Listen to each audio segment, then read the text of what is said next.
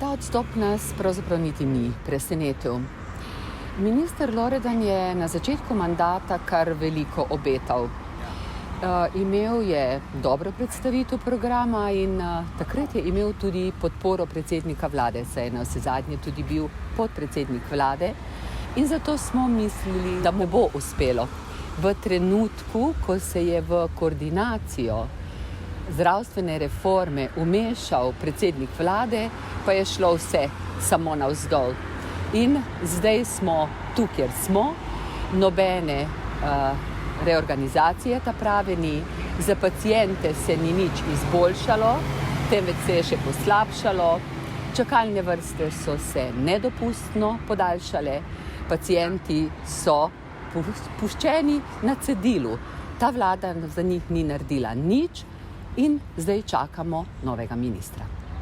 Mi že nekaj časa opazujemo ta odnos predsednika vlade do vseh reform in posebno do te reforme, zdravstvene, ki so jo vsi tako pompozno napovedali in ki je resnično potrebna. To pomeni, da te reforme ne bo, tako kot verjetno vseh drugih reform, ki jih je ta vlada napovedala. Jaz mislim, da je to en velik poraz predsednika vlade, torej odstop ministra Loredana. Ali se vam zdi, da je minister pravzaprav bolj verjel vašim rešitvam v času reševanja zdravstva v vseh teh pogovorih, ki so potekali? Ali se vam zdi, da je bolj nekako zaupal rešitvam opozicije, pa vašim predlogom, kot tem koalicijskim? Minister se je z nami pogovarjal, mi smo mu dajali predloge. V resnici ni nobenega od teh predlogov upošteval. Gledano z današnjimi očmi, morda jih ni mogel ali smel upoštevati teh naših predlogov, ki so dobri in mislim, da so edini realni, da bi se za paciente nekaj zgodilo, se pravi, da bi se skrajšale čakalne vrste. Zdaj v tem trenutku bo ostalo to zavedno neodgovorjeno. Upamo samo, da bo premier kmalu našel ministra, ki bo nadaljeval to začeto delo, ki pa še žal ni dalo nobenih rezultatov.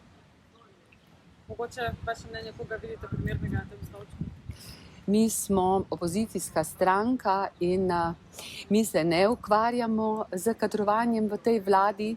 Želimo si pa zaradi vseh ljudi in predvsem zaradi bolnikov, da bi izbrali nekoga, ki bi dejansko imel podporo predsednika vlade in ki bi mu uspelo dejansko nekaj narediti.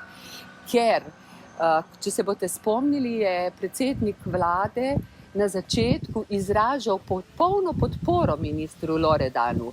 Navsezadnje sta se eno leto, kot smo slišali, intenzivno pogovarjala o zdravstveni reformi. Zdaj po enem letu ugotavljamo, da sta bila koncepta različna, kar pomeni, da tudi nov minister še ne pomeni tudi dejansko zdravstvene reforme. Morda bi se pa moral vprašati predsednik vlade, ali še uživa podporo ljudi.